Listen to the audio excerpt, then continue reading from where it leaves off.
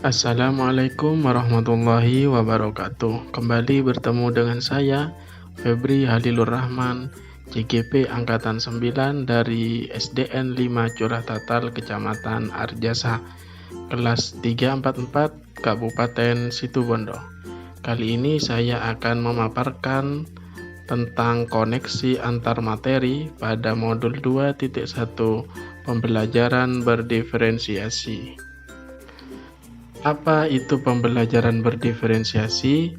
Menurut Tomlinson, pembelajaran diferensiasi adalah usaha untuk menyesuaikan proses pembelajaran di kelas dengan kebutuhan belajar individu setiap murid.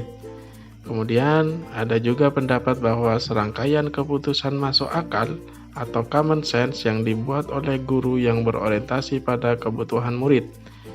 Yang ketiga, usaha guru dalam menyesuaikan proses pembelajaran di kelas untuk memenuhi kebutuhan belajar individu murid. Sebagaimana kita tahu bahwa murid memiliki keunikannya masing-masing yang tidak sama antara satu individu dengan individu yang lainnya. Kemudian, bagaimana melakukan pembelajaran diferensiasi di kelas? Agar dapat melakukan pembelajaran berdiferensiasi, guru harus yang pertama memahami tujuan pembelajaran, kemudian mengetahui dan merespon kebutuhan belajar murid. Selanjutnya melakukan manajemen kelas yang efektif, menciptakan lingkungan belajar yang mengundang murid untuk belajar, yang terakhir melakukan penilaian berkelanjutan. Selanjutnya, bagaimana pembelajaran berdiferensiasi dapat memenuhi kebutuhan belajar murid dan membantu mencapai hasil belajar yang optimal, yaitu dengan melakukan pemetaan kebutuhan berdasarkan 3 aspek. Yang pertama adalah kesiapan belajar atau readiness, yang kedua minat, yang ketiga adalah profil belajar. Kesiapan belajar yaitu kapasitas untuk mempelajari materi baru. Tujuannya adalah untuk memodifikasi tingkat kesulitan pada bahan pembelajaran sehingga dapat dipastikan setiap siswa terpenuhi kebutuhan belajarnya. Yang kedua, minat merupakan salah satu motivator penting bagi siswa untuk dapat terlibat aktif dalam proses pembelajaran. Yang ketiga, profil belajar yaitu pendekatan yang disukai siswa untuk belajar yang dipengaruhi oleh gaya berpikir, kecerdasan, budaya, latar belakang, dan jenis kelamin. Kemudian untuk mengetahui kebutuhan belajar murid dapat diidentifikasi dengan cara-cara berikut ini. Yang pertama yaitu mengamati perilaku murid. Kemudian mengidentifikasi pengetahuan awal, mereview dan melakukan refleksi terhadap praktik pengajaran, berbicara dengan guru murid sebelumnya, artinya pada tahap sebelumnya, yaitu kelas sebelumnya. Kemudian membaca rapot murid di kelas sebelumnya, dan terakhir menggunakan berbagai penilaian formatif dan diagnostik. Selanjutnya, bagaimana cara menerapkan strategi diferensiasi yang tepat?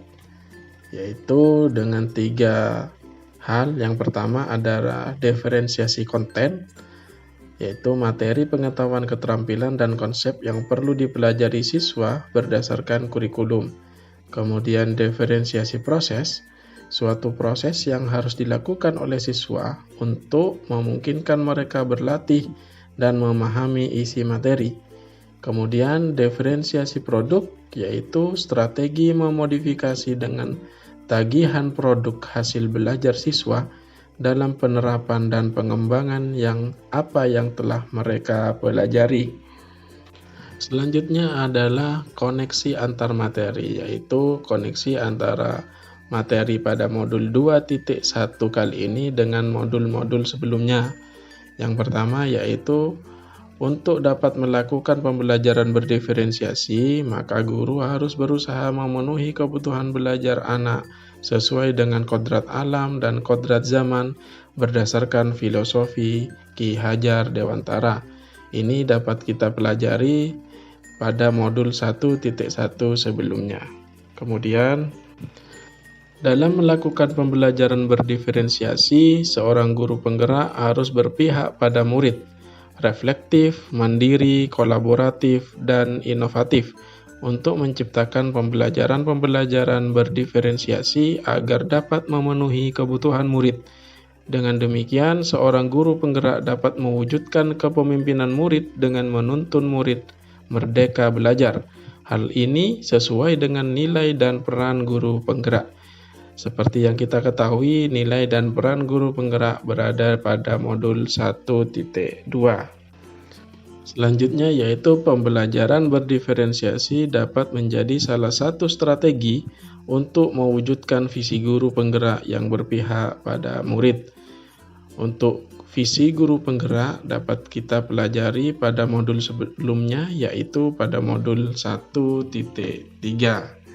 Kemudian yang selanjutnya adalah dalam melaksanakan pembelajaran berdiferensiasi, antara guru dan murid harus ada kesepakatan kelas terlebih dahulu, agar proses pembelajaran dapat berjalan dengan baik sesuai dengan nilai-nilai budaya positif.